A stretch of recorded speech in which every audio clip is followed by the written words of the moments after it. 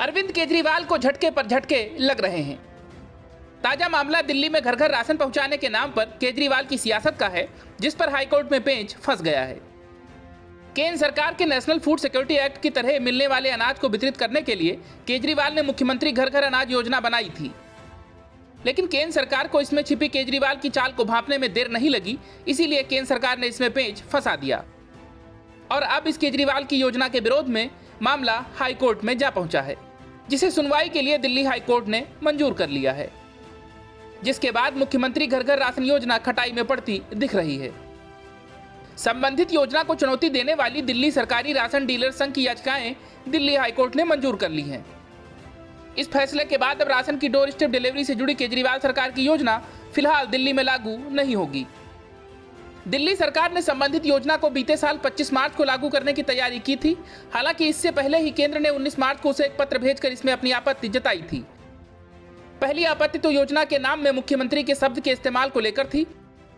केंद्र का कहना था कि राशन का वितरण नेशनल फूड सिक्योरिटी एक्ट यानी NFSA के अंतर्गत होता है। दूसरा तर्क यह दिया कि NFSA में किसी तरह के बदलाव के लिए कानून में बदलाव करना होगा और ऐसा करने का अधिकार सिर्फ संसद के पास है। इसका नतीजा यह हुआ कि योजना को लेकर एक ही शहर में मौजूद दो सरकारें आमने सामने हो गईं। केंद्र ने योजना को लागू किए जाने का विरोध करते हुए कहा कि यह NFSA के प्रावधानों का उल्लंघन करती है और इसे लागू करने से दिल्ली में रहने वाले प्रवासी राशन से वंचित हो जाएंगे। दिल्ली सरकार ने इससे कालाबाजारी पर लगाम लगाने का दावा किया और कहा कि इससे राशन माफियाओं पर लगाम लगेगी और राशन सीधे लाभार्थी तक पहुंचेगा। इस मुद्दे पर दोनों सरकारों में द्वंद्व के बीच राशन डीलरों का एक संघ हाईकोर्ट पहुंच गया। उसने दिल्ली सरकार की संबंधित योजना को उसके कानून क्षेत्र के दायरे से बाहर बताया। मामला सुप्रीम कोर्ट में भी पहुंचा, लेकिन तब सर्वोच्च अदालत ने दिल्ली हाईकोर्ट के अंतरिम आदेश में किसी भी तरह के दखल से इनकार कर दिया था।